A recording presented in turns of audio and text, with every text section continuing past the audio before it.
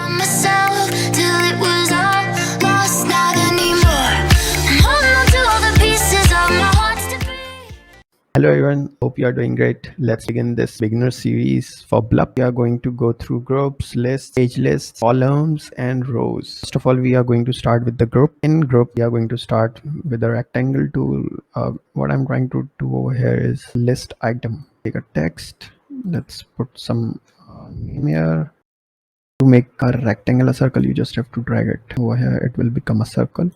Now what you can do is you can just drag it all, right click and make it a group. So there are like ways to do that. First you can right click and make it a group. Now it is a group. In a group, all the items that you have created into it, like a rectangle, text or anything, they just group together and you can just drag them anywhere you want. This is a group, and if you want to undo a group, you can just go here, ungroup. You can do that. You can even do it Control and G. It is created, and if you want to ungroup it, Control Shift Z. This is all about the group. And if we go towards the list, simple, it creates the item on whatever you are building. So this becomes a list item count. So right now there are 3 items, as you can see. You can increase it to any kind of a number. I will just increase it to 15. This Blup designer, it just shows you maximum of 3 items when you run it. So let me show it to you.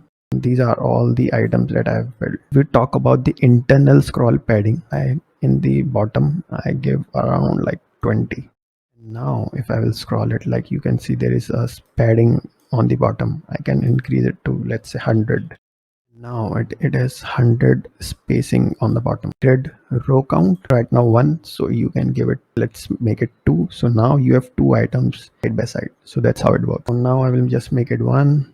Item spacing is simply giving space in between. Grid spacing is, I had it 2, then it will give the spacing between the grid. Item aspect ratio, you can change it. Right now if it is -1, it calculates automatically. If you change it to 2, let's say, then you have to do it manually. The more the aspect ratio, the closer the item gets. So if I will make it 6, as you can see, they are just squashed together.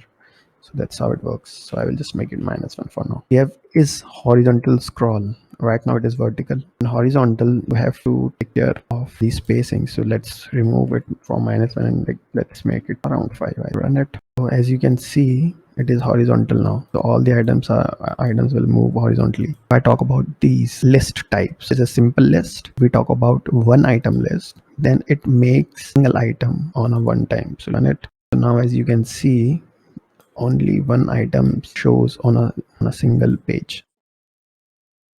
Now let's move forward and go to the page list. It is a list of pages. Right now we had a list of items. I will go over here and just page list it. Now it is like a empty space which is ready to take on the pages. So if we look at this page list, so I have taken a liberty to make some changes to the UI. So if we go towards add page to page list, we will tap on it, take this thing and just drag it over, and then again just take it and drag it over here. So now these 2 pages are connected with this. We can just run it. As you can see, we have run this application on the device here. Scrolling, so let's make it horizontal, and now it is a horizontal list. Now let's go towards columns and rows. So for rows, this is how it works. You drag rows, then it becomes a single row. So this is now a single row. So rows work in horizontal manners. Let me unrow it, make it a column. I will make it a column. Now what happens is this goes up and that stays on the upper portion. So this list can't go down. It will always remain up, and this is on the bottom portion. This is all for today. Thank you. From myself till it was